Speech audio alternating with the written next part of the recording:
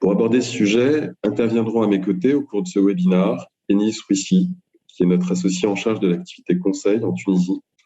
Enis présentera dans un premier temps la dimension macroéconomique de cette zone de libre-échange en esquissant les ambitions et les challenges de la ZLECA.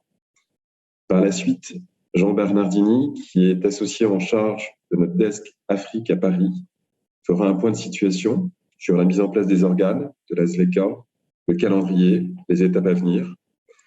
Et dans son sillage, Sandrine Sopo-Priso, qui est associée au bureau du Cameroun, discutera avec l'ensemble des intervenants des enjeux juridiques, des enjeux réglementaires et fiscaux de la ZLECA. Enfin, Enis Rouissi interviendra à nouveau pour nous apporter quelques pistes de réflexion pour l'implantation et le développement des business models africains dans ce contexte ZLECA. Voilà. Donc, tout au long de ce webinaire, je tiens à le signaler, vous avez la possibilité de poser un certain nombre de questions, puisque à la suite des interventions des uns et des autres, suivra une session de Q&A, d'accord, dans environ une demi-heure à peu près. Donc, n'hésitez pas à poser des questions. Vous avez un petit item à la fin, en bas de votre écran, pour poser vos questions. Donc, n'hésitez pas. Voilà. Mais avant de passer la parole à mes collègues, avant d'aborder les différents points, je souhaite faire une brève introduction pour rappeler la structure du traité. Le traité ZLECA, c'est un traité international, et pour rappeler également son ambition et les grands axes que ce traité augure. Donc, la zone de libre-échange continentale africaine, ZLECA ou ZLECA, ça dépend un petit peu des références, est un projet de zone de libre-échange en cours de création sur l'ensemble du continent africain. Et la décision de lancer le projet de zone de libre-échange continentale remonte à janvier 2012, lors de la 18e session ordinaire de la conférence de l'Union africaine. Donc, il y a une très immédiate coïncidence entre l'Union africaine et la ZLECA. D'accord ? Et dès sa jeunesse, l'objectif de la ZLECA est de créer cette zone de libre-échange et d'intégrer à terme l'ensemble des 55 États de l'Union africaine au sein la plus grande possible zone de libre-échange. Cette zone de libre-échange, elle doit regrouper la zone tripartite de libre-échange, qui inclut le marché commun de l'Afrique orientale et australe, la COMESA, la communauté d'Afrique de l'Est, la CEEAI, et la communauté de développement de l'Afrique australe, qui est la SADC. À côté de ça, elle regroupera également la communauté économique des États de l'Afrique centrale, la CEAC, la communauté économique des États de l'Afrique de l'Ouest, la CEDEAO, et l'Union du Maghreb arabe et la communauté des États sahélo-sahariens. Donc, plusieurs, je dirais, ensembles sous-régionaux qui se regrouperont au sein de cette zone de libre-échange sous les auspices donc, de l'Union africaine. Donc, énorme programme, énorme projet. Et dès le préambule, le traité parle de la constitution d'un marché continental. Alors, qu'est-ce qu'il implique, ce marché continental ? Si on regarde, là encore, le traité, il implique une libre circulation des personnes, une libre circulation des capitaux, une libre circulation des marchandises et une libre circulation des services. Ce qui est énorme, ce qui est un projet comparable à celui de l'Union européenne. Et ce projet s'inscrit dans la perspective de renforcer l'intégration économique, la promotion du développement agricole, la sécurité alimentaire, l'industrialisation et la transformation structurelle économique de l'Afrique. Est-ce que c'est ça dont il s'agit en définitive ? À travers la ZLECA, il s'agit de transformer de façon structurelle l'économie africaine. La création de ce marché doit se faire grâce au développement d'une infrastructure adéquate. Donc tout ça, le traité le signale, et c'est important de le rappeler, puisque le traité va jusqu'à ce degré de détail. La création du marché doit se faire grâce au développement d'une infrastructure adéquate, la réduction ou l'élimination progressive des barrières tarifaires et l'élimination des barrières non tarifaires au commerce et à l'investissement. Alors sur ce point-là, je m'arrête 30 secondes. Si on a le temps, on le développera un petit peu dans le corpus de ce webinaire. Est-ce que sur l'élimination des barrières non tarifaires au commerce, il faut voir une référence à la notion des mesures d'effet équivalent telles qu'elles étaient conçues par le droit européen ? La question se pose et elle méritera d'être explorée. Enfin, la mise en place du marché continental africain impliquera également la définition de règles claires, transparentes, prévisibles et mutuellement avantageuses pour régir le commerce des marchandises et des services. Ça va de soi dans la mise en place d'un marché unique de marchandises et de services. Il y aura également une politique d'encadrement de la concurrence, des investissements et de la propriété intellectuelle entre les États parties, avec, bien évidemment, derrière, la préoccupation d'assurer la cohérence des politiques nationales, notamment dans les relations avec les parties tiers, c'est-à-dire qu'avec les États qui ne sont pas membres de l'ASLECA. Pour organiser cette ambition, on retrouve dans le traité les articles 3 et 4 qui articulent des objectifs fondamentaux et des objectifs spécifiques. Parmi les objectifs fondamentaux, on retrouve, article 3, la volonté de promouvoir et de réaliser le développement socio-économique, inclusif et durable, l'égalité des genres et la transformation structurelle des États parties. Il s'agit également, là encore, objectif fondamental, de renforcer la compétitivité des économies des États parties au niveau continental, mais plus généralement dans l'espace mondial également. On va également promouvoir le développement industriel, donc ça c'est un des grands axes de l'ASLECA, à travers une diversification et un développement des chaînes de valeur régionales. On va également développer l'agriculture et la sécurité alimentaire. On va, là encore, objectif fondamental, résoudre les défis de l'appartenance à une multitude d'organisations. On l'a vu, il y a différentes zones sous-régionales qui occupent cet espace continental africain. L'ambition de l'ASLECA, c'est de articuler, harmoniser tous ces ensembles sous-régionaux et accélérer les processus d'intégration régionale, continentale. D'accord ? Enfin, autre déclinaison, à travers des objectifs spécifiques de l'ambition de l'ASLECA, de l'ambition de l'Union africaine, on trouve quelques précisions. Dans le domaine douanier et la réglementation d'échange, on parlera de coopération. Est prévu également un mécanisme de règlement des différends, donc je dirais quelque chose qui est assez classique et qui a un traité qui est mis en place. Et il y aura un cadre institutionnel qui sera dédié à la mise en œuvre et à la gestion de cette zone de libre-échange. D'accord ? Enfin, à l'article 5 du traité, on trouve un certain nombre de principes qui ont été définis par les États membres et qui sont appelés à régir l'ASLECA. Alors, parmi ces principes, on trouve celui qui consacre une action conduite par les États membres de l'Union africaine, dont là encore, on comprend bien la correspondance immédiate entre l'ASLECA et cette ambition de l'Union africaine. On précise que les zones de libre-échange des communautés économiques régionales, ce qu'on appelle les CER dans le traité, constituent des piliers de l'ASLECA. Enfin, il y a un principe qui est dit de géométrie variable, qui est arrêté, ainsi que celui d'une flexibilité d'un traitement spécial et différencié. Donc, on sent au germe, je dirais, un degré de flexibilité qui est immédiat.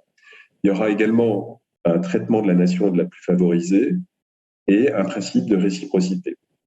Différents principes, j'énumère les principaux. Pour constater tout de même que la substance exacte de ces principes reste cependant encore assez floue, ainsi que les limites qui suggèrent. On comprend toutefois que les principes de géométrie variable et de flexibilité annoncent la dérogation prévue à l'article 15 du traité et qui peut être autorisée dans des circonstances exceptionnelles. Autrement dit, un État pourra, à travers un certain nombre de circonstances exceptionnelles qui restent à définir, trouver, je dirais, mettre en place un certain nombre de dérogations par rapport aux règles du traité. Autre point également qui est en germe dans ce principe de géométrie variable et de flexibilité, le fait que le traité n'annule, ne modifie ni n'abroge les droits et les obligations qui découlent d'accords commerciaux préexistants. On l'a vu, les États parties peuvent avoir conclu avec d'autres tierces parties des accords commerciaux. Cela, donc, ces droits et ces obligations continueront. Toutefois, il y aura la possibilité pour un État du traité ASLECA de négocier avec les autres membres des préférences afin de s'aligner sur celles qui auraient été accordées à des tiers avant l'entrée du traité. Alors, c'est un tout petit peu complexe, mais il s'agit tout de même de faire vivre l'ASLECA, non pas de façon figée, mais en tenant compte également des autres accords que les membres de l'ASLECA peuvent avoir conclus avec des tierces. Toutefois, et ça on comprend bien, en cas de conflit et d'incompatibilité entre le traité et un autre accord régional, le traité prévaut. Sauf, et là c'est une disposition qui est intéressante, lorsque des États membres d'autres communautés économiques régionales ont atteint entre eux des niveaux d'intégration régionale plus élevés que ceux prévus par le traité. Alors, dans ce cas-là, les États maintiennent ces niveaux entre eux. Autrement dit, le traité ZLECA a une vocation d'intégration, on l'a vu dans les objectifs fondamentaux, et il ne remettrait pas en cause d'autres espaces sous-régionaux qui auraient atteint un niveau d'intégration supérieur à celui qui met en place. Enfin, il convient d'indiquer encore que des actes dits protocoles sont adoptés pour la mise en place de la ZLECA et font partie intégrante du traité. Et parmi ces protocoles, on trouve les protocoles sur le commerce des marchandises, le commerce des services, qui viennent donc décliner de façon plus précise, plus fouillée, cette libre circulation qui est annoncée dans le préambule et reprise dans les objectifs fondamentaux du traité. On trouve également un protocole sur les règles et les procédures relatives au règlement des différends, mais également sur les investissements, les droits de la propriété intellectuelle, la politique de concurrence, et en définitive, il y aura un protocole qui sera dédié à tous les instruments qui seront jugés nécessaires pour la mise en place de cette ZLECA. Donc, une grande ambition et un projet absolument énorme à l'échelle du continent. Pour en parler, j'invite, pour comprendre la dimension de ce projet, j'invite maintenant Enis Rouissi à nous esquisser donc les ambitions et les challenges de la ZLECA. Enis ? Bonjour, merci. Tu peux me confirmer que vous m'entendez bien ? Oui, on t'entend bien, c'est parfait. Parfait. Bonjour à tous, ravi de pouvoir participer à cette discussion sur la ZLECA, ses ambitions et ses challenges. On sait que la ZLECA est un enjeu essentiel pour le développement du continent et la ZLECA a le potentiel de devenir l'une des plus grandes zones de libre-échange au monde. On est sur un marché de plus d'1,3 milliard de personnes, un PIB combiné de plus de 3 400 milliards de dollars et l'objectif est la suppression progressive sur 10 ans de à peu près 90% des marchandises. À date, donc sur les 55 pays de l'Union africaine, 54 pays ont signé l'accord et 38 l'ont ratifié, ce qui est alors le processus a été engagé en 2012 et c'est un processus qui est qui avance relativement rapidement. Quand on observe par exemple que en Europe, des pays comme la Roumanie ou la Bulgarie ont mis à peu près 5 décennies pour rejoindre l'Union européenne après les premiers accords, on se rend compte que la dynamique est en cours et voilà, elle est en cours et ça va progresser. 4 principaux objectifs ont été définis pour la ZLECA. Premièrement, donc accélérer l'union douanière, promouvoir donc un développement socio-économique durable et transformer structurellement les économies, améliorer la compétitivité des pays membres et diversifier les économies de ces mêmes pays membres afin de développer justement des chaînes de valeur régionales avec un niveau d'intégration le plus fort possible dans les chaînes de valeur mondiales. Donc les objectifs sont des objectifs très ambitieux pour un continent qui, jusqu'à aujourd'hui, de par la grande fragmentation de ses marchés, pèse relativement peu dans le commerce mondial. Je pense qu'il est important de comprendre justement le contexte dans lequel on est en train de discuter cette zone de libre-échange. Aujourd'hui, 30% des pays africains sont des pays enclavés qui n'ont pas accès à la mer. 50% d'entre eux ont PIB à peine autour de 10 milliards de dollars. Et 3/4 des pays africains comptent 30 millions d'habitants, tandis qu'une minorité est extrêmement peuplée. Tout ça montre justement cette grande fragmentation du continent et donc des marchés, cet émiettement des marchés. Quand on regarde réellement la contribution du continent africain aux échanges internationaux, on se rend compte que l'Afrique pèse pour moins de 3% des exportations mondiales. 75% de ces exportations concernent les minerais et les matières premières, donc très peu de produits transformés, manufacturés. Et uniquement 15% des échanges, 15% des exportations concernent des échanges intra-africains. Quand on regarde les importations, les importations africaines représentent 3% du volume global des importations mondiales. Et contrairement aux exportations, là, 75% des importations concernent des produits manufacturés. Donc, on se rend compte réellement des enjeux de la mise en place de la ZLECA et de la création de ce marché unique en Afrique. Selon donc le FMI, à moyen terme, la ZLECA pourrait augmenter de 15 à 25% les échanges intra-africains avec la suppression progressive des différentes barrières tarifaires. Par contre, l'essentiel, et ce qui est vraiment mis en avant par la Banque mondiale, il est essentiel d'accompagner cette réduction des barrières tarifaires par une réduction des barrières non tarifaires. Et quand on parle de barrières non tarifaires, on parle bien sûr de logistique, on parle d'infrastructures de transport, on parle de procédures aux frontières, de pratiques douanières, de licences, de règles d'origine. Et ce sont tous ces freins justement à cet échange au sein même du continent africain. Et si on s'attaque donc structurellement et qu'on apporte des réformes structurelles et fortes par rapport à l'ensemble de ces barrières non tarifaires, la Banque mondiale estime l'impact combiné d'un travail d'une réduction des barrières tarifaires et un travail de fond sur les barrières non tarifaires. Elle estime à 81% l'augmentation des exportations intra-africaines et à peu près 19% des exportations vers les pays hors ZLECA. Yanis, ouais. J'ai une question à cet endroit. Quel est le risque de ne pas adresser justement ces barrières non tarifaires? Tu as quelques éléments? Justement, je pense que pour s'en rendre compte, il suffit de comprendre qu'aujourd'hui, on ne part pas de zéro. C'est-à-dire qu'on a à peu près 200 accords soit bilatéraux, soit multilatéraux en Afrique, d'échanges d'échanges commerciaux. Et les 6 plus importants blocs régionaux, enfin l'Afrique compte 6 importants blocs régionaux, que sont l'Union du Maghreb arabe, on parle de 5 pays et 100 millions d'habitants, la communauté économique des États d'Afrique centrale, on parle de 10 pays et 30 millions d'habitants, le marché commun, donc la COMESA de l'Afrique orientale et australe, 21 pays, 475 millions d'habitants, la CEDEAO, la communauté économique des États d'Afrique de l'Ouest, on parle de 15 pays et 375 habitants. Là, sur les 375 millions d'habitants, il faut savoir que le Nigeria compte 200 millions d'habitants et à lui seul représente 70% du PIB de la zone. Donc, vous comprenez un peu le déséquilibre entre les différents pays africains.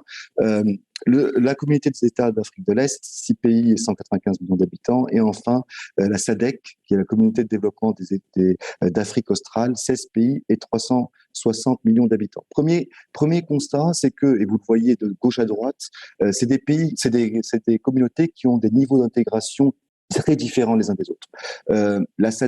L'Union du Maghreb arabe est la communauté qui échange le moins. Il faut savoir que sur les 20 dernières années, les chefs d'État des pays du Maghreb se sont très peu réunis, voire presque, je crois qu'ils ne se sont pas réunis sur les 20 dernières années, à vérifier, j'en suis pas sûr. Et donc, les échanges sont très limités pour plusieurs raisons. On connaît le problème du Sahara, etc. Contrairement à ça, de l'autre côté, on a la SADC qui représente à elle seule 50% des échanges intra-africains. Il faut savoir que certaines de ces zones-là sont déjà en libre-échange et en union douanière. C'est le cas de la COMESA et de la CEDEAO, mais c'est des accords qui restent théoriques et à géométrie variable. Je prends un exemple très simple. En août 2019, le Nigeria a fermé ses frontières avec le Bénin pour endiguer la contrebande de riz importé d'Asie. Le Bénin a un besoin annuel d'à peu près 400 000 tonnes et importe environ 1 million de tonnes d'Asie, le différentiel étant exporté de façon informelle vers le Nigeria. Et donc, on comprend justement les raisons qui ont pu pousser le Nigeria à bloquer, à fermer ses frontières.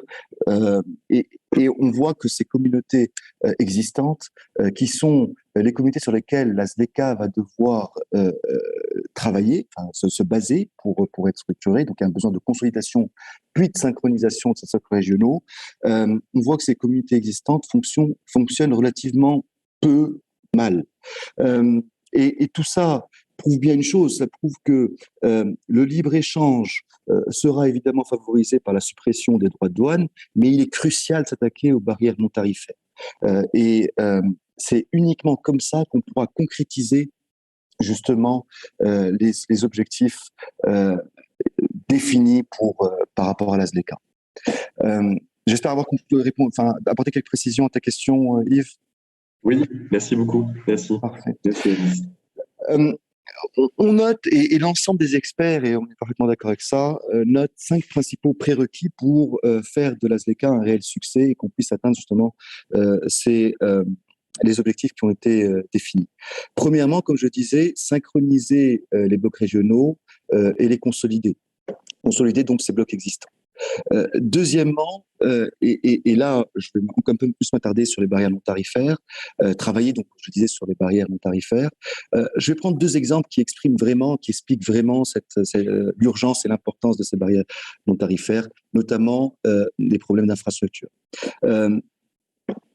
Si on veut faire circuler un conteneur entre Douala et N'Djamena, il faut savoir que ça coûte 6 fois plus cher et ça prend 3 fois plus de temps que si on faisait circuler ce même conteneur entre Shanghai et Douala.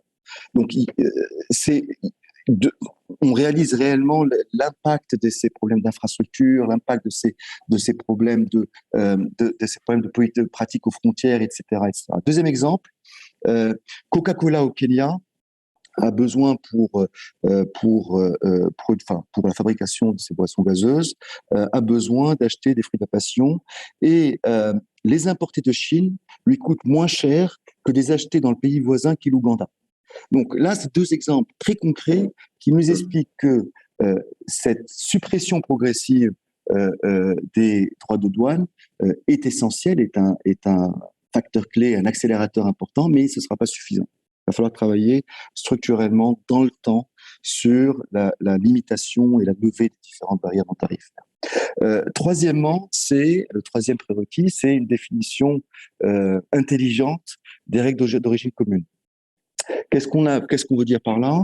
C'est le niveau de valeur ajoutée nécessaire pour dire qu'un produit est un produit africain, donc le fameux Made in Africa. Pourquoi je dis une réflexion intelligente sur ce sujet? Parce qu'il y a des enjeux de protection des industries naissantes. Il est absolument important d'accompagner la diversification des différents pays et ça ne pourra se faire qu'avec un minimum de protection sur différentes économies. Donc, les règles d'origine commune. Un exemple, les voitures qui sont produites, donc les voitures Renault qui sont produites au Maroc, qui sont montées au Maroc, est-ce qu'elles pourront être vendues au Nigeria? Donc, c'est toutes des questions importantes auxquelles il faudra répondre, sur lesquelles les différents États sont en train de négocier et de discuter. Et c'est le fait, avoir cette réflexion intelligente sur ce sujet est un prérequis essentiel. Quatrièmement, c'est un sujet de diversification des économies du continent. Aujourd'hui, ce qui a aussi fait que les échanges intra-africains restent limités malgré les nombreuses communautés existantes, c'est aussi le fait que nous sommes sur des pays qui sont assez proches économiquement, qui ont des économies assez similaires et très peu complémentaires. Si on prend l'exemple du Gabon et du Congo, ce sont 2 pays pétroliers qui ont des économies très similaires et on comprend bien que cela ne favorise pas les échanges entre ces 2 pays-là. Et donc, la diversification des économies, et là, l'enjeu clé, c'est l'engagement du secteur privé, c'est le renforcement du tissu économique et l'émergence d'un certain nombre de PME qui vont pouvoir justement contribuer à cette diversification, mais c'est aussi l'attractivité des multinationales et des champions panafricains qui viendront contribuer justement à accélérer cette diversification. Enfin, et je parlais d'engagement du secteur privé, l'une des raisons aussi, une des causes du fonctionnement relativement peu efficace des communautés existantes, c'est que le secteur privé a été relativement peu, voire pas, impliqué dans les négociations qui ont amené à la création de ces communautés régionales. Et donc, contrairement à ce qu'on a observé sur d'autres régions du monde. le secteur privé a souvent été à l'origine justement de ces accords, de libre-échange et entre différentes nations et en différents États. C'est pas ce qui s'est passé en Afrique, mais pour cette construction de la ZLECA, l'engagement fort du secteur privé sera un prérequis essentiel. C'est pas encore suffisamment le cas, malheureusement. Les discussions se font essentiellement entre gouvernement et État, avec un engagement une implication relativement faible du secteur privé. Mais c'est sur quoi il va falloir pousser sur les mois et années à venir pour concrétiser tous ces beaux objectifs qui ont été définis. Voilà, j'espère avoir été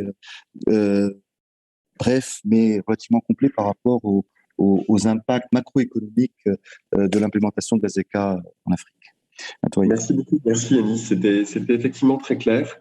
Ça nous a bien éclairé sur, en définitive, les ambitions de cette ZLECA et les challenges. Hein, tu as parfaitement restitué et détaillé. Donc, merci beaucoup pour ça.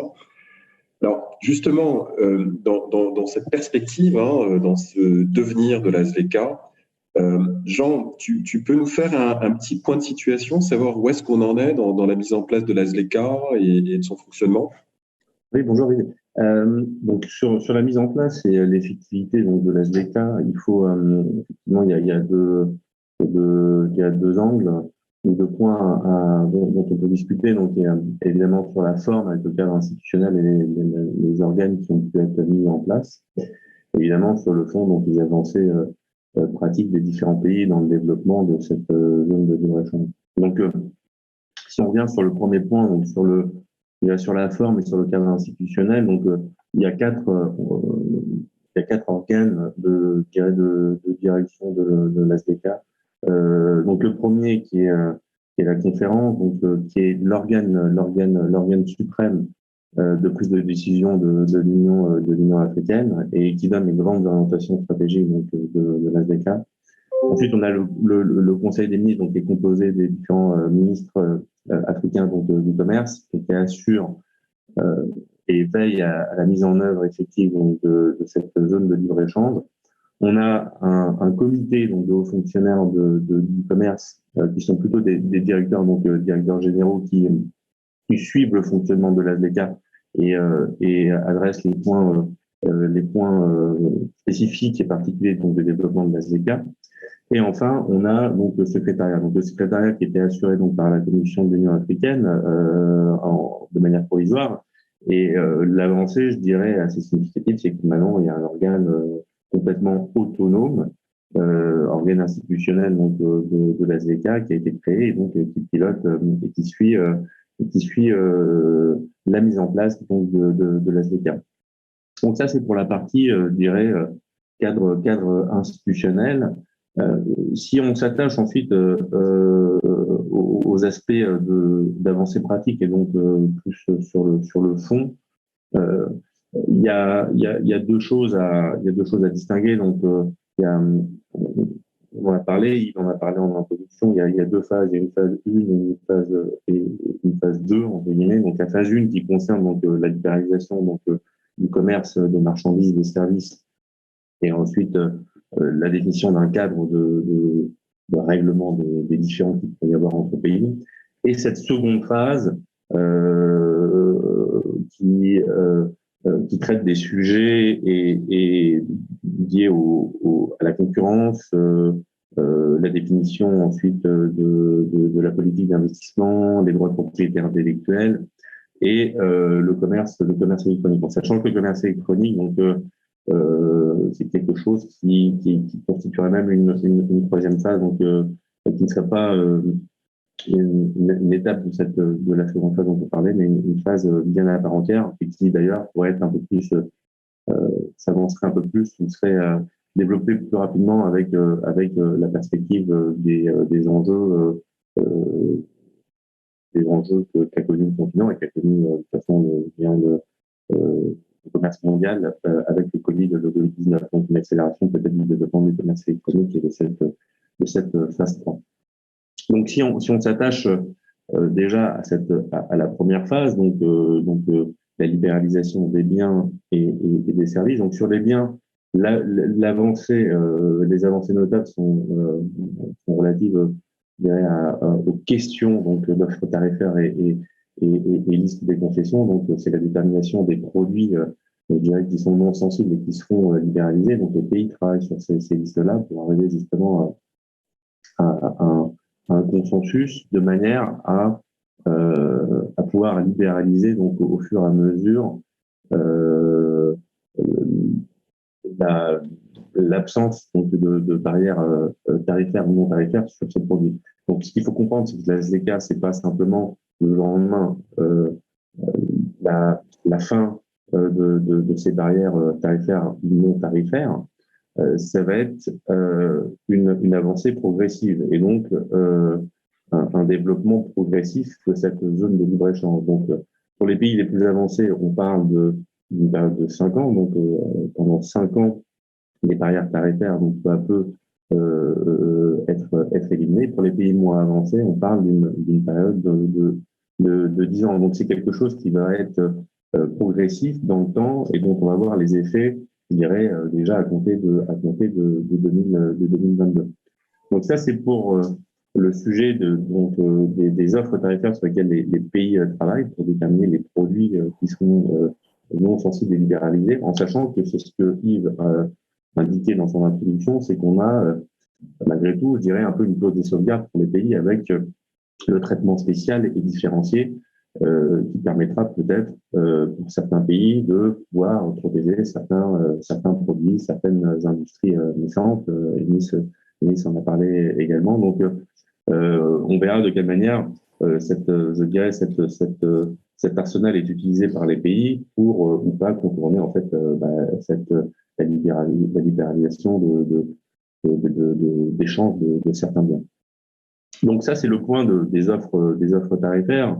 Enis en a parlé également. Le second sujet sur les biens et sur lesquels travaillent les différents pays et la définition d'origine. Donc, comment, une fois qu'on a déterminé les biens qui seront libéralisés, pour lesquels il n'y aura plus de barrières tarifaires ou non tarifaires, comment est-ce qu'on détermine effectivement qu'un produit est un produit made in Africa, un produit africain, et quelle valeur ajouter en fait entre guillemets africaine on a besoin d'adjoindre à ce produit pour qu'il puisse en fait bénéficier de la faveur des différents avantages de la SDK. Donc ça aussi, ça va être un vrai enjeu et c'est quelque chose sur lequel les pays sont en train de travailler. Donc ça, c'est pour la partie bien. Pour la partie service, donc il y a une liste d'engagements spécifiques concernant 33 services. Donc c'est des services auxquels on accorde donc l'accès au marché et le même traitement que les produits nationaux. Donc on a un petit peu la même chose sur ces services qui sont en train d'être sur cette liste de services qui est en train d'être discutée et arrêtée. On a un petit peu la même chose que pour les biens avec cette clause de sauvegarde du traitement un petit peu spécial et différencié. Et c'est même, quand on lit le protocole sur les services, c'est même plus appuyé que pour les biens, puisqu'il y a vraiment un droit de réglementer, donc la possibilité pour des États d'introduire de nouvelles réglementations sur les services. Et on parle d'ailleurs beaucoup plus de subventions autorisées pour les services ou même de règles de droit de la concurrence pour les services que pour les biens. Donc, il y a quand même une volonté des États peut-être de libéraliser un petit peu plus cette partie, la partie, je dirais, bien, et un peu plus de prudence sur la partie des services. Donc ça, c'est un petit peu les points de discussion et les points de situation aujourd'hui sur cette phase 1. Donc sur la phase 2, il y a des négociations qui ont été entamées donc sur la phase 2 avec le Conseil donc, des ministres, qui a établi différents comités pour discuter des questions spécifiques sur cette phase 2. Donc évidemment, sur cette phase 2, les enjeux, et on en reparlera, je pense, avec Sandrine, donc il y a de vrais enjeux donc juridiques et réglementaires qui vont être attachés à cette phase 2, puisque effectivement, une fois qu'on a parlé de libéralisation de biens et de services, on a besoin d'assurer en fait, je dirais, un paradigme sécurisant, donc avec les aspects de concurrence, les aspects d'investissement et de protection des droits de propriété intellectuelle. Donc on est vraiment sur cette phase 2, je dirais, aux prémices des discussions. Le dernier point que je souhaitais aborder, c'est qu'effectivement, on va voir dans le futur, donc dans le cadre de loi de finances rectificative, de plus en plus de mesures et de stratégies nationales donc des pays, des différents pays d'Afrique sur la mise en place de cette SDK et notamment peut-être des points d'attention particuliers sur effectivement les secteurs d'opportunité et, des stratégies d'exportation spécifiques des pays pour justement sous-tendre cette mise en place de la SDK. Donc aujourd'hui, voilà un petit peu je dirais le panorama ou le point de situation de mise en place effective, donc à la fois sur le forme, avec le cadre institutionnel, et sur le fond avec des avancées pratiques et de discussion des différents États. Voilà. Merci Jean pour ce point de situation. Donc il y a effectivement énormément de choses à faire, il y a énormément de points de définition et à mettre en place, à arrêter. Sandrine, on mesure bien toute l'ambition de cette zone de libre-échange et tout ce qu'elle doit entraîner, emporter en termes d'impact sur la restructuration économique de l'Afrique en profondeur, avec la création de ce marché commun. J'imagine que les enjeux juridiques, réglementaires et fiscaux qui vont être emportés par la mise en place de cette SDK sont colossaux. Tu peux nous Bien sûr. expliquer peut-être un peu ces enjeux-là? Oui, effectivement. Merci Yves. Effectivement, on va avoir des enjeux assez importants.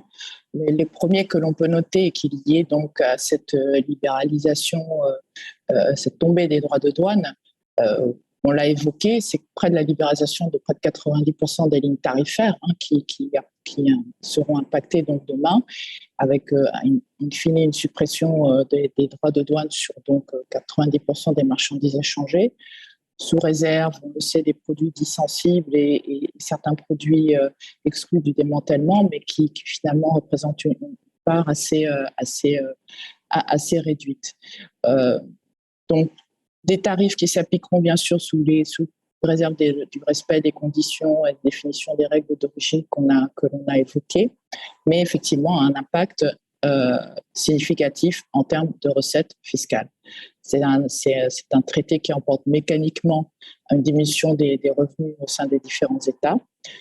Des revenus dont on nous indique qu'ils devraient être compensés par le développement du commerce et donc au sein des États. Et cela passe notamment par la définition d'un certain nombre de stratégies nationales pour chaque État qui permettront donc de créer ces conditions au développement effectif du commerce et donc des revenus qui viendront compenser ces pertes. Toutefois, on note dans ce domaine que les pays sont à des niveaux d'avancement différents.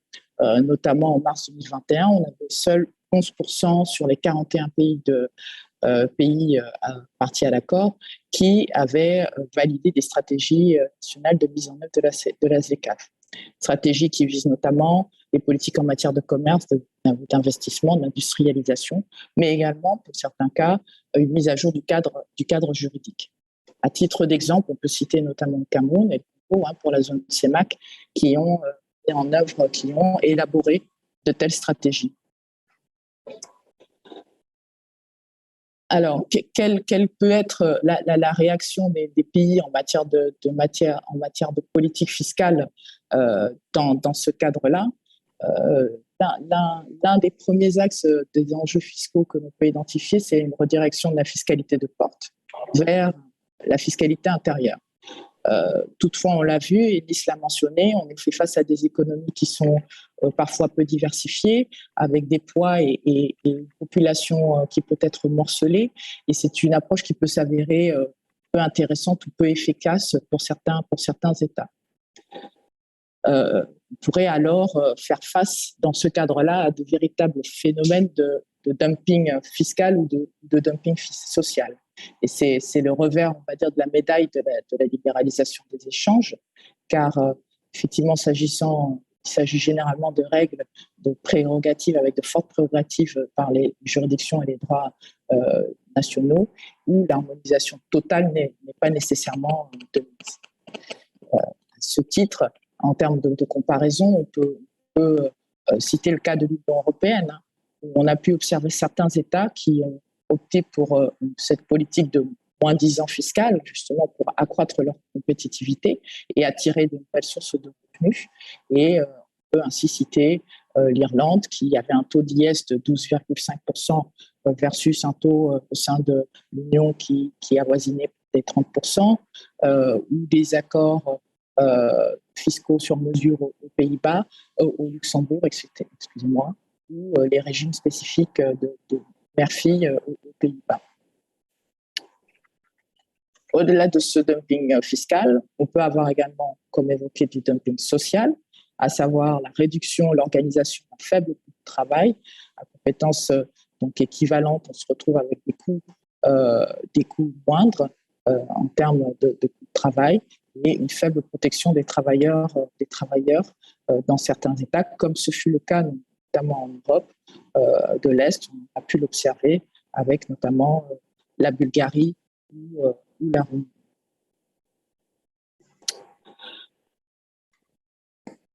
Donc voilà ce qu'on pouvait dire sur le volet des enjeux fiscaux, avec les risques effectivement, donc comme évoqué, de recherche de nouvelles sources de revenus, notamment par des voies de dumping. Ce qu'on peut noter néanmoins, c'est que le traité prévoit que les parties sont habilitées à appliquer des mesures dumping et notamment également des mesures compensatoires. Donc, il y a tout un dispositif qui a été mis en place qui est arrimés, on va dire, aux principes de l'OMC et qui ont été évoqués par l'OMC, mais se pose la question effectivement de la mise en œuvre de ceux-ci dans le cadre de futurs des transactions et opérations futures et des négociations surtout qui pourront, le cas échéant, avoir lieu. Sur un autre volet, un autre enjeu qui nécessite également d'être mentionné et qui apparaît comme un prérequis à la libre circulation, c'est celui de l'harmonisation de la réglementation d'échange. En effet, la ZECAf s'accompagne de la mise en place, s'est accompagnée de la mise en place d'un système de paiement panafricain dénommé Pan-African Payment and Settlement System, qui est une infrastructure qui permet des paiements transfrontaliers instantanés en devises locales entre les marchés africains, qui représentent, il faut le savoir, près de 42 monnaies, et qui a été lancée par l'Union africaine, la ZECAf et Afreximbank. Il présente plusieurs avantages, à savoir la mise à disposition d'une infrastructure où des paiements transfrontaliers seront traités de manière rapide. On parle d'un jour en lieu et place de 5 jours, et sans avoir recours, le cas échéant, à de banques intermédiaires. Donc, il présente l'avantage de réduire ainsi les coûts, ainsi que la durée des paiements transfrontaliers à travers l'Afrique et réduire de manière significative la dépendance vis-à-vis des devises fortes qui sont généralement nécessaires dans le cadre des paiements commerciaux régionaux. Après une phase de test dans certains pays, aujourd'hui, cette plateforme est en cours d'extension. Mais si opérationnellement, l'Union africaine est quasiment prête, la question se pose du statut d'avancement des législations locales ou communautaires aujourd'hui. Il se trouve que celles-ci doivent également être adaptées, harmonisées, afin de permettre d'opérer effectivement et de répondre à ces enjeux de rapidité, de fluidité des échanges auxquels cette plateforme se propose aujourd'hui de répondre. Un volet, un aspect aussi complémentaire à cet aspect, c'est que cette plateforme devrait à terme également pousser les États, les institutions à adopter des dispositifs pertinents qui permettraient une totale interopérabilité, notamment entre les banques et les différentes plateformes de paiement, et notamment les paiements à partir des comptes mobiles, éléments qui constitueraient un véritable facteur d'intégration pour les plus petites structures. Comme évoqué par Jean également, lorsqu'on se pose sur les enjeux qui sont relatifs à la phase 2 en matière de droit de la concurrence, on on voit que la situation est très variée au sein des différents États. Certains États n'ont pas de réglementation locale, communautaire en la matière, ou sont à des stades très aux prémices d'élaboration d'une telle réglementation. On le note notamment pour Tchad, le Congo, le Bénin, qui ne sont pas aussi avancés que d'autres, qui ont un véritable arsenal déjà en place pour adresser ces sujets-là. Aussi, on va nécessairement avoir un travail d'harmonisation des différents instruments et d'implémentation afin d'assurer à terme l'effectivité, la cohérence et l'application des règles en la matière au sein de la zone.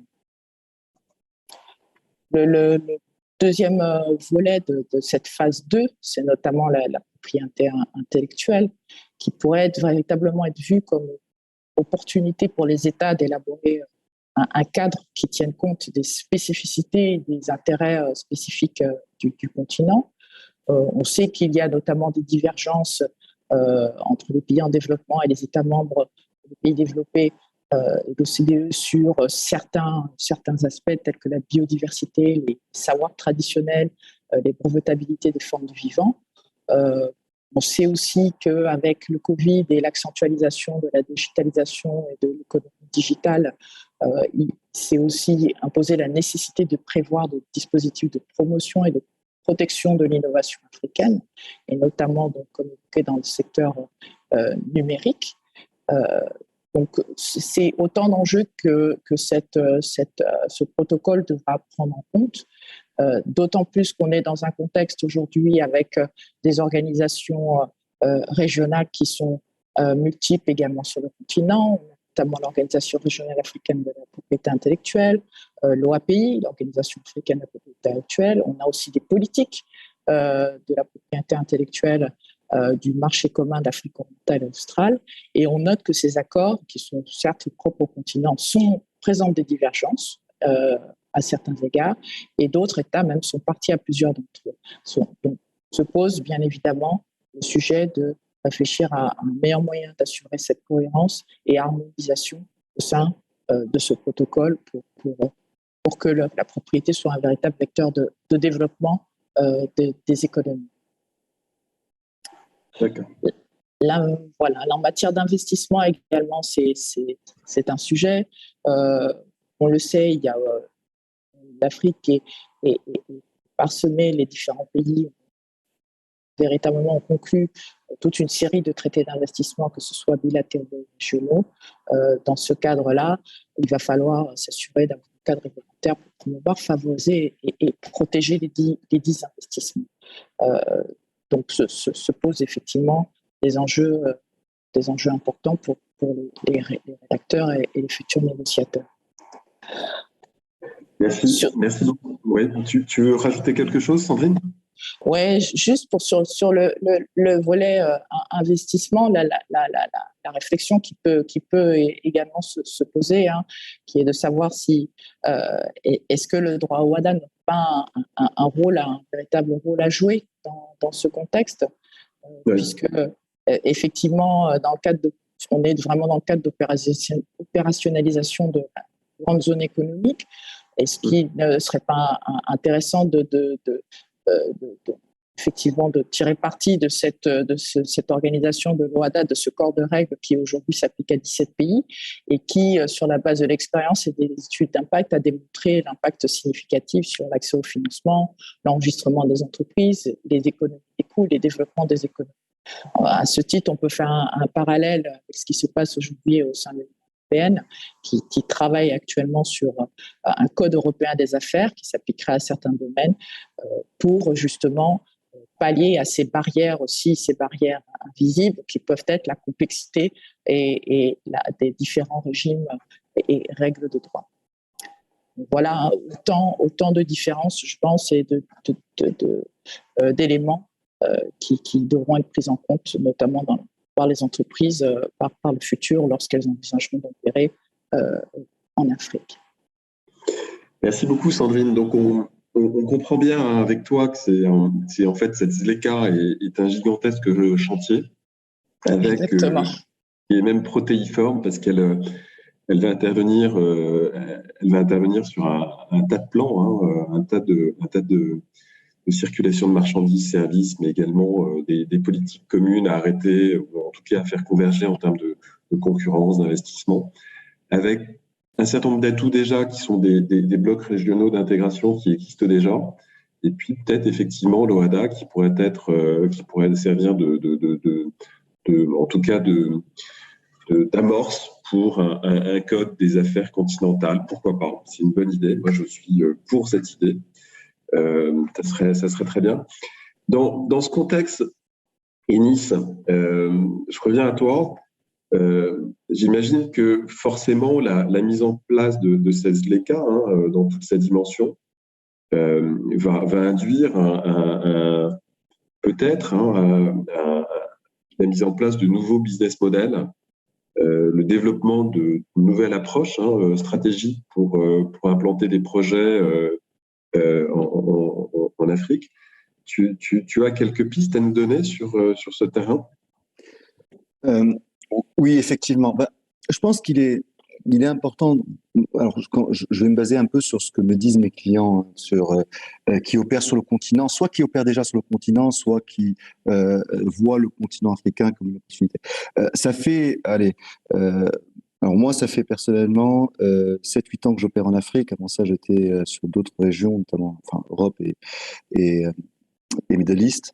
Ça fait, disons, 3-4 ans que j'ai de plus en plus de clients, que ce soit des multinationales ou des champions panafricains, qui me disent que l'un de leurs premiers principal moteur de croissance sur les années à venir sera l'Afrique.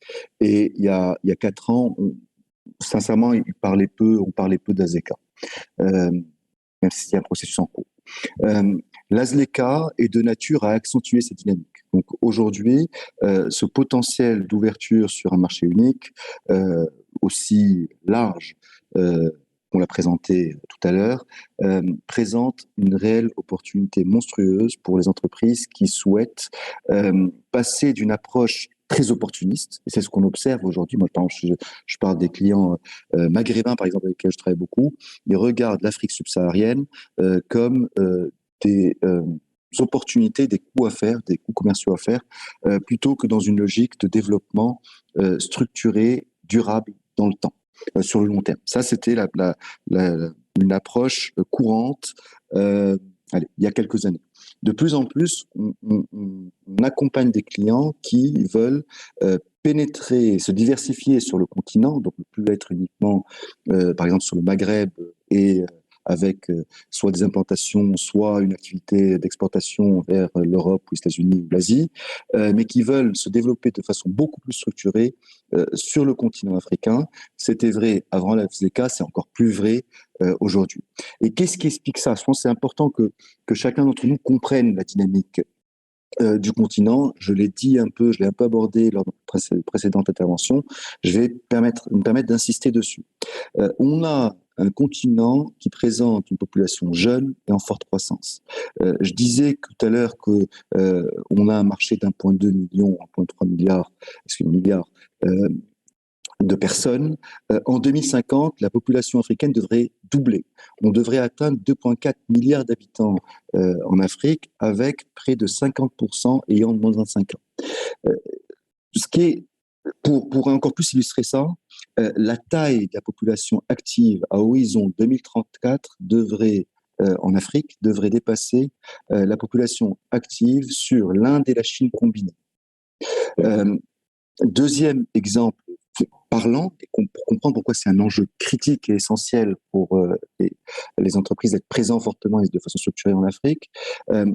Au Nigeria, par an, le nombre de naissances dépasse l'ensemble des naissances annuelles sur l'Europe de l'Ouest. Donc, on comprend le potentiel de ce continent et l'importance d'y être. Deuxièmement, il y a un sujet d'urbanisation. En 2025, environ 45% de la population devrait vivre dans les villes. Pour comprendre cette dynamique, en 2015, on avait à peu près 6 villes de plus de 5 millions d'habitants. En 2030, on devrait en avoir 17 dont 5 ayant plus de 10 millions d'habitants. Troisième élément d'attractivité, c'est l'adoption rapide des technologies. Le mobile, aujourd'hui, la technologie mobile a permis de contrecarrer les limites en termes d'infrastructure de la téléphonie fixe. Le mobile est devenu le premier canal d'accès à Internet. L'Afrique et le Kenya, en est un exemple connu très largement, est devenu le leader mondial du paiement mobile, ce qui permet aux entreprises, facilite aux entreprises l'accès à des populations présentes sur des régions éloignées, difficiles d'accès. Quatrième élément, c'est le fort développement de la classe moyenne. En 2030, la classe moyenne devrait dépasser 500 millions d'habitants.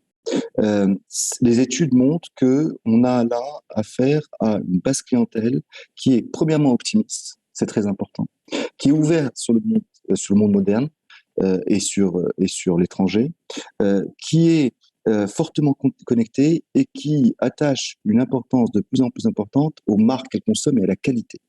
Tout ça fait que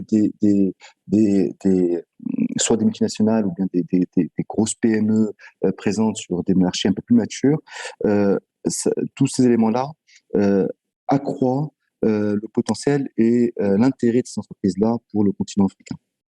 Par contre, ce qui est important de comprendre, et ça, c'est aussi un élément qu'on essaie c'est une information une réalité qu'on essaie de faire passer à nos clients et de faire comprendre à nos clients. Beaucoup, quand ils parlent d'Afrique, ils en parlent comme d'un ensemble unique et cohérent. C'est pas du tout le cas. On l'a dit, 55 pays, avec chacun sa propre culture, des spécificités politiques, économiques et sociales, et un certain nombre de challenges et de difficultés à prendre en considération dans nos business models. Premièrement, l'instabilité politique. L'instabilité politique, on a dit, donc sur les 55 pays, au plus 35 sont considérés comme sécures ou relativement sécures. Et c'est ce qui explique, tout à l'heure j'en parlais, c'est quand on parle de libre circulation des personnes, etc. Aujourd'hui, la libre circulation des personnes est limitée de par les problèmes de sécurité et d'instabilité politique. Deuxième élément, c'est la faiblesse d'infrastructure. On en a parlé tout à l'heure, je ne vais pas m'attarder dessus, mais c'est un frein très important. Troisième élément, c'est la fragmentation du marché. La fragmentation du marché, on est sur des réseaux de distribution les réseaux de distribution modernes sont très peu développés, même si on voit une dynamique se créer et un certain développement de ces réseaux de distribution modernes, mais l'Afrique reste dominée par des marchés, des réseaux de distribution de proximité, la prédominance des marchés à ciel ouvert, etc., etc. Et ça, c'est à prendre en considération justement dans la définition des business models, la définition des stratégies de distribution, de route to market, etc. Quatrième élément, c'est la diversité linguistique. Aujourd'hui, en Afrique, on compte plus de 2000 langues différentes. Au Nigeria, on a 11 langues officielles. Au Ghana, on parle en Afrique du Sud, on a 11 langues officielles. Au Nigeria, on parle près de 500 langues différentes, et pour faire du business en Afrique et sur ces marchés-là, il est absolument nécessaire d'en maîtriser un grand nombre. Cinquième élément, c'est l'absence de données marché fiables de qualité. Aujourd'hui, la donnée reste le défi principal de l'Afrique, un des principaux défis de l'Afrique. Aujourd'hui, toute entreprise qui souhaite définir une stratégie de pénétration d'un marché, de développement, de diversification ou autre, a besoin d'informations sur son marché, sur ses clients potentiels, sur la concurrence, sur la contribution du secteur sur lequel ils opèrent au PIB, etc., etc. Et non seulement de données à date, mais de données prospectives. Quand on sort des grandes villes, ces données sont quasi inexistantes. Même dans les grandes villes, elles sont difficiles à obtenir. Et d'où l'importance pour tout acteur qui souhaite s'implanter en Afrique de travailler sur la construction de ces données. Il ne sera pas, contrairement à ce qu'on peut observer en Europe, sur le marché européen, américain ou autre, il existe des analystes dont c'est le métier de collecter, de fiabiliser et de retranscrire ces données. Toute entreprise qui souhaite se développer de façon structurée en Afrique devra construire sa base de données propre pour répondre à ses besoins spécifiques. Et enfin, des habitudes de consommation variées. les habitudes diffèrent d'un pays à un autre et elles diffèrent aussi au sein des mêmes pays. Je prends deux exemples. Même dans les grandes villes, entre la Tunisie et le Maroc, sur la consommation par exemple, de thé et café. En Tunisie, la population, aussi seulement dans les grandes villes, mais même en dehors, préfère acheter son thé et son café dans les supermarchés. Au Maroc, même dans les grandes villes, les Marocains préfèrent les commerces de proximité et les marchés traditionnels. Si on prend la consommation au Ghana, on se rend compte, un exemple qui m'a été rapporté par nos collègues, on se rend compte que les Ghanéens, dans les grandes villes, consomment, par exemple, sur la consommation de volaille et de poulet, préfèrent consommer du poulet surgelé importé, qu'ils jugent de meilleure qualité, avec un meilleur rapport qualité-prix. Contrairement dans les villes dans les villes de plus petite taille ou bien dans les villes rurales, il y a une préférence pour la volaille élevée localement qui a une plus grande valeur nutritionnelle à leurs yeux. Donc tout ça est à prendre en considération et sans investissement fort sur la connaissance terrain, il est difficile de se rendre compte de ces différents éléments. Alors, comment est-ce qu'on peut prendre en compte ces différents éléments que je viens de partager avec vous pour définir une sorte... Élis, pardonne-moi de t'arrêter 30 secondes. Je voulais simplement rappeler à nos éditeurs, avant que tu continues ton propos, que derrière ton propos, il y a une session de Q&A. Donc, je vois qu'il y a un certain nombre de questions qui ont été postées déjà. N'hésitez pas à les poser dès maintenant pour qu'on puisse ensuite, je vous dirais, répondre à toutes ces questions. Pardonne-moi, Enis, je t'en prie. Aucun souci. Ce qui est important, donc, au vu de tout ça, que ce soit pour des acteurs qui sont déjà présents en Afrique, ou que ce soit en Afrique, et je parlais tout à l'heure des exemples des entreprises basées au Maghreb qui souhaitent se développer en Afrique subsaharienne, par exemple, ou bien des acteurs, des multinationales qui ne sont pas actuellement présents en Afrique, mais qui souhaitent s'y implanter de façon structurée et durable, et non pas uniquement avoir une approche opportuniste. On a défini un framework qui est basé sur 5 impératifs à nos yeux. D'abord, la fragmentation du marché fait que, et les différences notables de pouvoir d'achat et de potentiel entre les différentes villes, pays et villes africaines fait que opter pour une stratégie de long terme qui est basée dans un premier temps sur une stratégie ville versus pays, c'est-à-dire opter pour une réflexion de pénétration de certaines villes au plus fort potentiel et les centres urbains qui présentent les niveaux de PIB par habitant les plus élevés, est fortement recommandé dans un premier temps. Je prends quelques exemples. Au Nigeria, les habitants de Lagos ont un pouvoir d'achat 2 fois supérieur au pouvoir d'achat moyen du pays.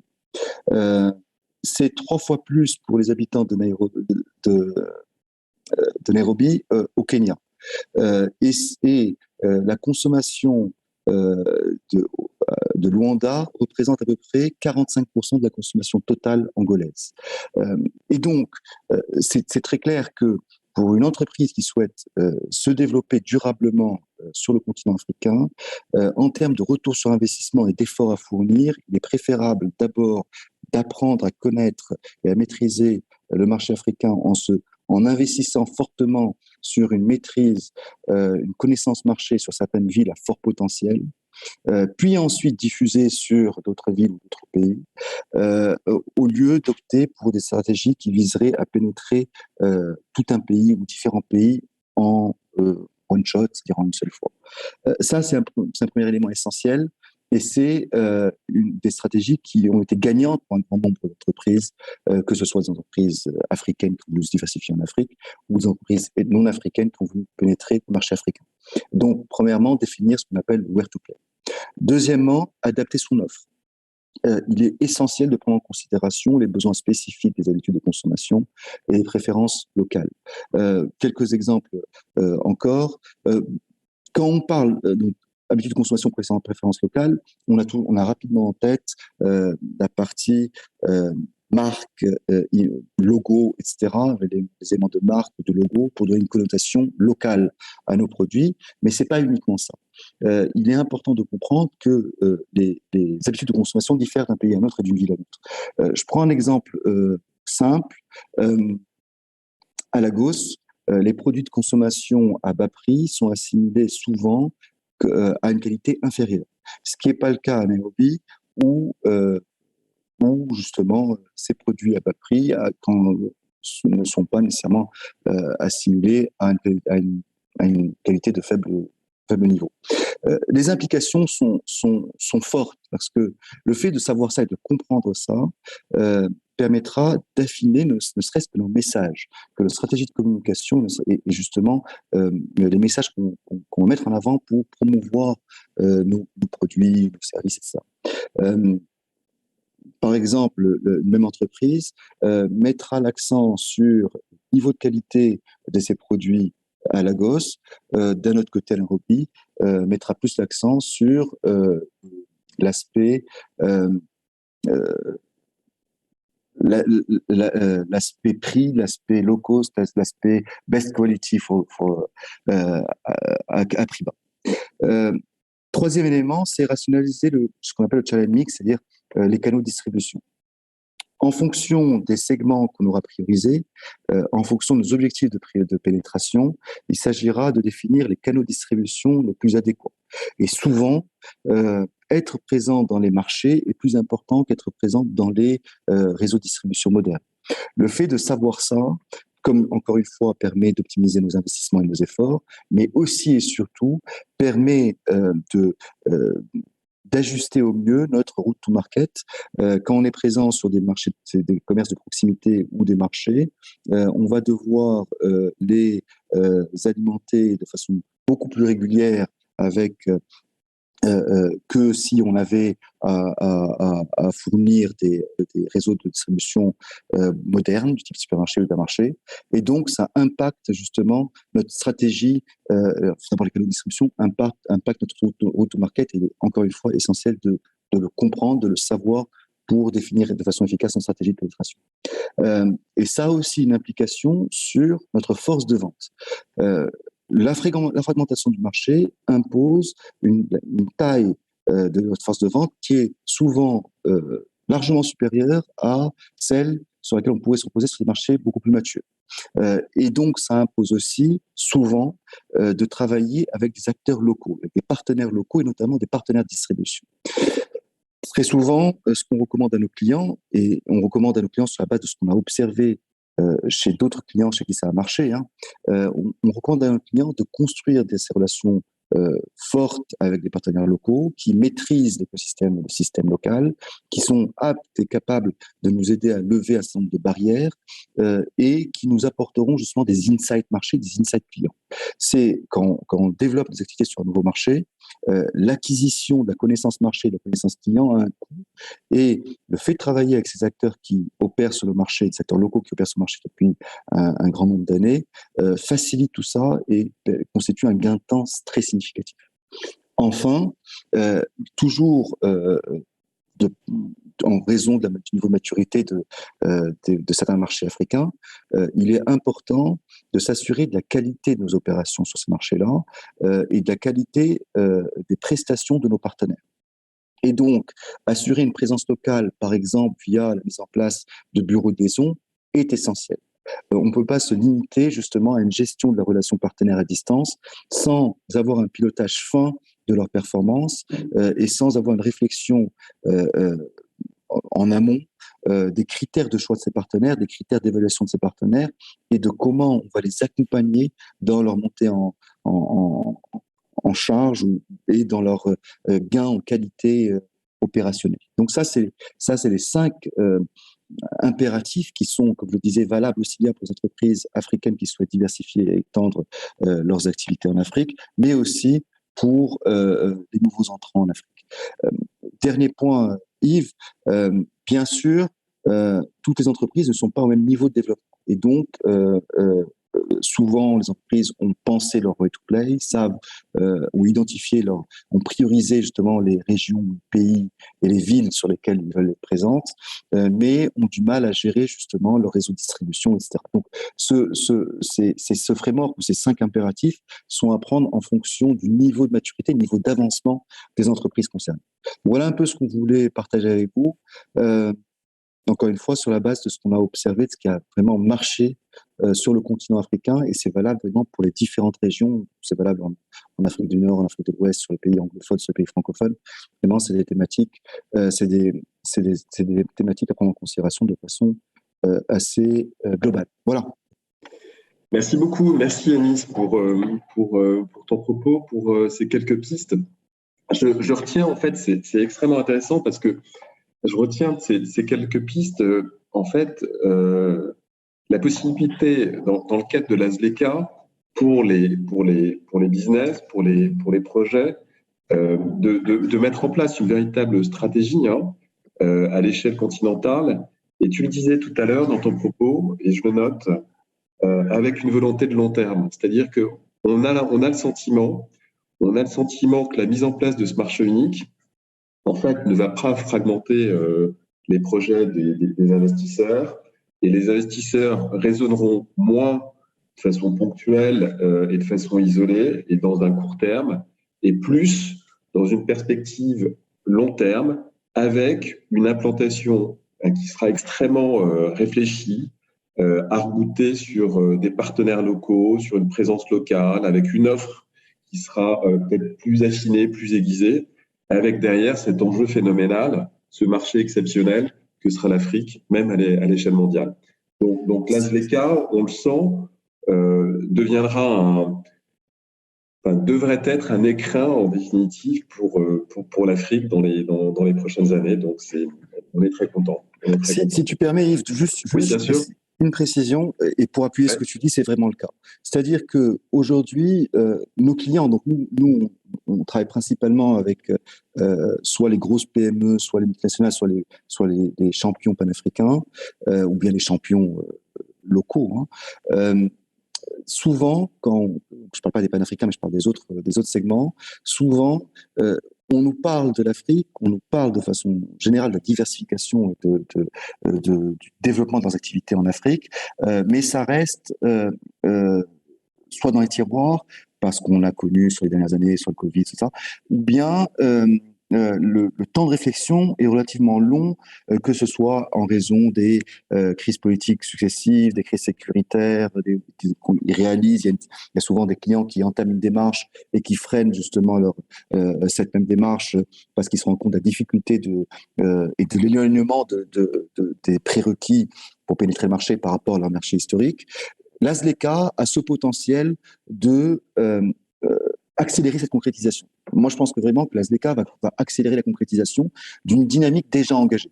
Une dynamique engagée qui prenait du temps, mais la ZLECA, plus qu'on a observé durant les 2 dernières années avec la crise, avec les enjeux impératifs de relocalisation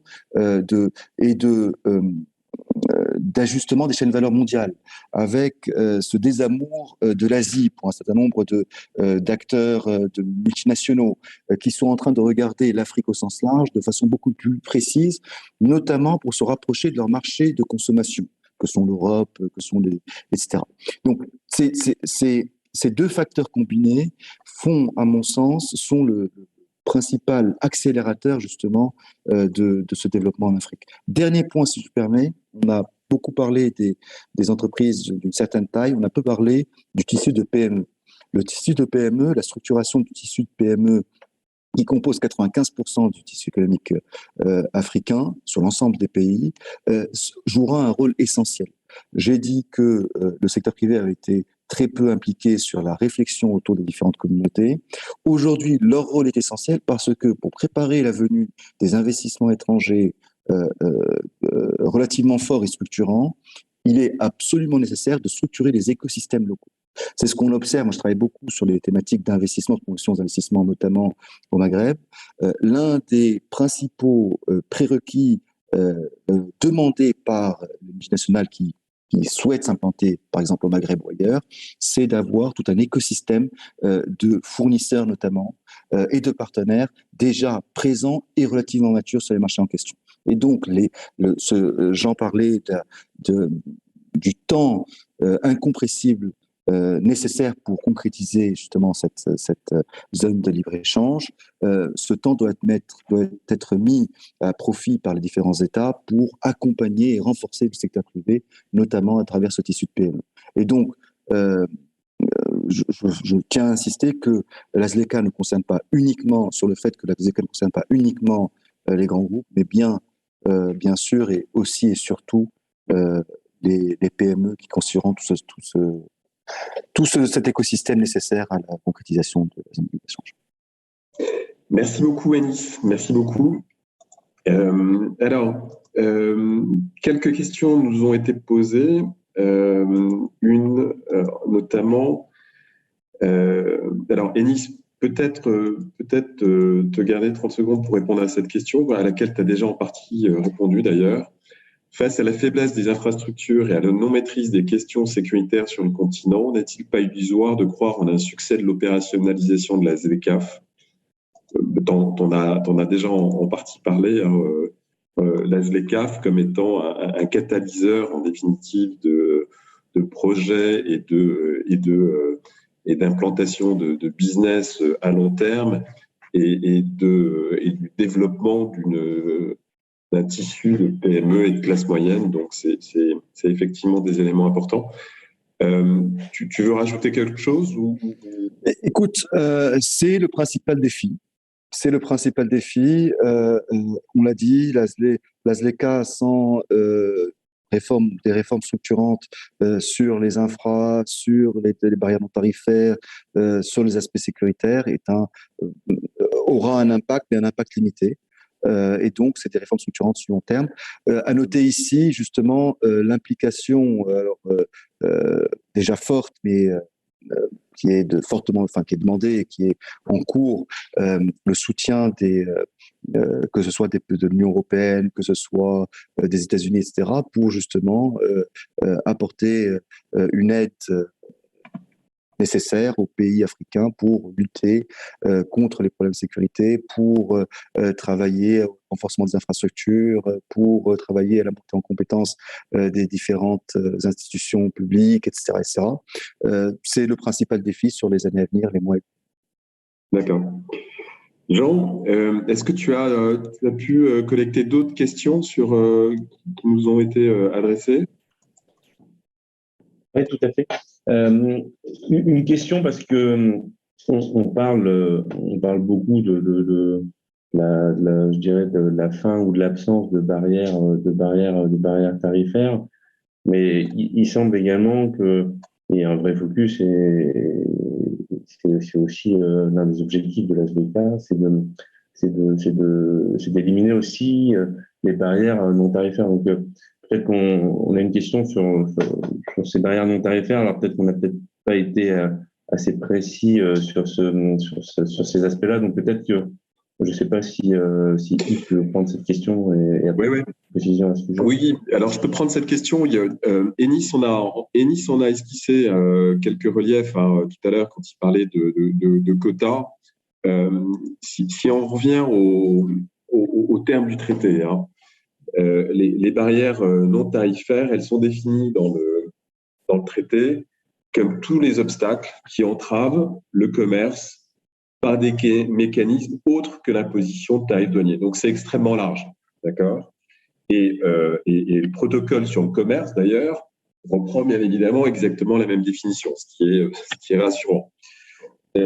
En fait, ce qu'il faut comprendre, c'est que ces barrières non tarifaires, si jamais on a, et le traité là encore, je pense à l'annexe 5 du protocole sur le commerce des marchandises, qui s'attache en fait aux barrières non tarifaires, y compris à leur identification. Cette annexe, en fait, elle prévoit différentes orientations pour venir identifier ce que c'est qu'une barrière non tarifaire. Il s'agit d'orientation. On pense par exemple à la participation des gouvernements au commerce et aux pratiques restrictives qui seraient tolérées par les gouvernements. On pense par exemple, et là encore c'est un mécanisme qui pourrait entraver le commerce et qui serait différent forcément de la position des tarifs douaniers, on pense par exemple à des procédures administratives, à des obstacles techniques, ou encore, et je dirais c'est un peu le cas à l'heure actuelle dans le contexte Covid, à des mesures sanitaires ou à des mesures phytosanitaires qui viendraient dire, permettre à un État d'interdire le commerce de certaines denrées au titre, non pas de tarifs douaniers et de barrières tarifaires, mais au titre de mesures phytosanitaires. Ça serait identifié, du coup, comme des barrières non tarifaires. Tu peux avoir ensuite, derrière, d'autres restrictions qui sont plus spécifiques, comme par exemple aussi les taxes sur les importations. Et d'ailleurs, en fait, le traité a mis en place un comité sur le commerce de façon générale, qui lui-même a mis en place un sous-comité dont l'objet est de suivre ces barrières non tarifaires, de les identifier avec des points focaux nationaux, c'est-à-dire des points dans chacun des États membres, et ils viendront donc répertorier toutes ces barrières non tarifaires qui, encore une fois, peuvent être de l'ordre de l'aide gouvernementale, type subvention, incitation fiscale, mais également des règles d'origine, par exemple, des licences d'importation, des dispositions techniques et standards. Et tu as toute une annexe, toute une documentation qui est renseignée dans le traité sous forme d'appendice, et qui vient compléter ce dispositif du traité. Donc le sujet est extrêmement fouillé, de façon à permettre, en définitive, une plus facile identification des barrières non tarifaires. Mon sentiment, c'est qu'on arrivera peu ou prou, à peu près, et je le disais dans mon propos introductif, à cette notion de mesure d'effet équivalent qu'on retrouve en droit européen. Il y a un autre sujet sur lequel certains peuvent s'interroger, c'est le règlement des litiges qu'il pourrait y avoir en fait, puisqu'effectivement, il faut composer avec un bon nombre d'États et on l'a vu, le sujet est relativement dense, donc c'est peu qu'il y ait un moment, notamment avec peut-être des relents de protectionnisme, des différends entre les différents États. Donc, est-ce qu'il y a un mécanisme particulier pour pouvoir justement résoudre ces différents, ces enjeux ou ces litiges, selon le cas? Alors, la réponse est oui.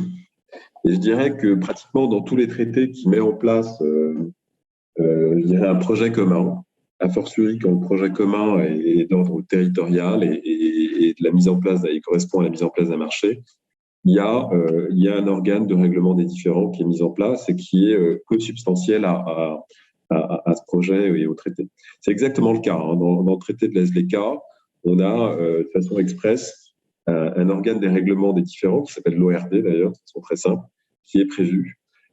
Et les règles et les procédures de cet organe de règlement des différends sont fixées dans un protocole spécifique. On a le protocole, je le rappelle, sur le commerce, sur les services, on a de la même façon un protocole sur les règles et les procédures de l'organe de règlement des différends. En fait, cet organe des différends de règlement, encore une fois, il n'a vocation à gérer que les désaccords entre les États parties, donc les États membres du traité, et qui pourraient résulter d'un problème d'interprétation du traité ou même de l'application du traité, et qui concernerait donc leurs droits, leurs obligations. Et ce processus de règlement des différends, tel qu'il est à l'heure actuelle arrêté dans le protocole, il prévoit une représentation des parties, des États parties, bien évidemment, et au sein même de cet organe de règlement des différends, qui a son propre président, et qui élabore les règles de procédure qui seront nécessaires pour l'exécution de ces fonctions. Donc, il y a encore un dispositif organique, je veux dire, qui sera mis en place. De façon très simple, la procédure À partir du moment où il y a les États parties qui ont un différend, ils ont le premier réflexe, c'est de chercher une solution à l'amiable. Si tu te souviens, dans les principes fondamentaux du traité, c'est de rechercher le consensus. Et forcément, dans cette recherche du consensus, l'idée, c'est de trouver d'abord une solution à l'amiable. Si jamais il n'y a pas de solution à l'amiable qui est trouvée, alors on saisit l'organe du règlement des différends en la personne du président. Et il va y avoir, et ça c'est assez spécifique, il va y avoir la mise en place de ce qu'ils appellent un groupe spécial de règlement du différend, et dont le mandat, en fait, véritablement, va être d'examiner les dispositions de l'accord qui sont visées par les parties aux différends pour essayer de se faire sa propre religion sur ces dispositions dont l'interprétation est discutée, et ensuite faire des constatations de façon à éclairer l'organe du règlement des différends pour qu'il puisse formuler en définitive sa décision. Donc il y a dans le règlement des différends toute une série de processus, de contributions du groupe spécial pour permettre à l'organe du règlement des différends de prendre sa décision de façon complètement éclairée. Voilà, donc quelque chose d'assez élaboré. La question qui se posera d'ailleurs, et Sandrine, tu l'as évoqué dans tes problématiques, si jamais par exemple on arrive à mettre en place une coïncidence entre l'espace OADA par exemple et la ZLECA, il y aura à un moment ou à un autre potentiellement des interactions assez importantes entre ces deux espaces régionaux. Et la question qui se posera, notamment sur la question du règlement des différends, c'est de savoir vers quel cours on ira. C'est-à-dire qu'en fait, il pourrait y avoir une réflexion qui consisterait à dire, en définitive, tous ces espaces régionaux, dans une articulation de ces groupes, de ces communautés régionales, est-ce qu'on n'a pas intérêt à définir une cour alors non pas de justice, mais un organe, appelons-le comme ça, un organe de règlement des différends qui serait commun à l'ensemble des communautés, à l'ensemble des espaces qui sont nés en Afrique sur la base des différents traités. Je ne sais pas, Sandrine, si tu as quelques points à préciser à cet endroit. Est-ce que demain, on peut aller sur une cour commune, par exemple, qui serait le fruit ou une articulation convergente des différents traités africains, je ne sais pas. Alors, en tout cas, une chose est sûre, c'est que cette cour commune aujourd'hui, telle qu'on la connaît au sein de l'OADA, c'est une cour qui est relativement efficace et qui permet effectivement de résoudre dans des délais tout à fait raisonnables les litiges qui opposent aujourd'hui les résidents. Donc, effectivement, c'est une véritable réflexion qui existe sur l'intérêt peut-être soit d'élargir son scope, soit d'envisager un organe dédié qui présenterait des caractéristiques similaires à ce cadre. D'accord, ça sera intéressant. Jean, est-ce qu'il y a... alors, je vois que le temps nous est compté, on l'a même dépassé. Est-ce qu'on a peut-être il y a deux petites précisions sur deux sujets évoqués. Ouais, sur deux sujets évoqués. On a parlé effectivement de dumping social, de dumping fiscal, comme on a pu le voir sur d'autres espaces similaires. Ce qu'il faut préciser, c'est qu'il existe quand même dans l'accord ZLECA des mesures correctives commerciales justement qui vise à éviter ce genre de situation. Donc ensuite, la vraie question, ce sera la manière dont ces mesures correctives pourront être mises en place ou mises en œuvre de manière effective par les États, justement pour éviter ce genre de situation. Ça, c'est le premier point. Et sur la question effectivement de l'OADA et de la ZLECA, oui, c'est vrai que c'est la tendance, c'est-à-dire que les instances OHADA ont cette tendance à vouloir pousser pour que l'OHADA soit il y a un droit uniformisé au niveau de la SDK, mais c'est vrai que il y a quand même deux aspects qui laissent à penser que ça reste malgré tout une utopie. Le premier, c'est que quand on prend l'exemple européen, on voit que c'est quelque chose qui est compliqué, et pourtant il y a une union douanière depuis de nombreuses années, et là émerge à nouveau l'idée d'un code européen des affaires, mais rien n'est encore finalisé. Et par ailleurs, il y a vraiment une vraie disparité entre les pays d'Afrique francophone et les pays d'Afrique anglophone, qui sont les pays d'Afrique anglophone de tradition common law, et les pays d'Afrique francophone plutôt de tradition civiliste européenne. Donc, il y a encore, je dirais, de la même manière qu'on parlait de barrière de la langue, là, il y a une vraie barrière sur je dirais, ces aspects commerciaux qui sont complètement différents. Donc voilà, c'était simplement pour clôturer sur ces deux petits points sur lesquels on peut nous demander certaines précisions. C'est un bon point, Jean. Merci beaucoup pour ça. Effectivement, on a des cultures juridiques romano-germaniques d'un côté, inspiration donc française, francophone, et puis la common law de l'autre. Comment tout ça s'articulera, ça se rajoutera au chantier, je pense, de la mise en place de cette ZK. Donc, on a fini ce webinaire. Donc, merci aux intervenants. Merci de nous avoir présenté ces réflexions, ces pistes. Merci également aux participants de vous être connectés. Et puis, si jamais il y a d'autres questions sur le sujet, vous avez les mails des uns et des autres. Donc, n'hésitez pas à prendre nos contacts. N'hésitez pas à nous interpeller directement. On sera heureux de continuer, je dirais, à discuter de ce sujet et à répondre aux questions supplémentaires, complémentaires que vous pourriez avoir. Merci à tous et puis merci beaucoup. Une très bonne journée. À bientôt. Merci beaucoup, au revoir.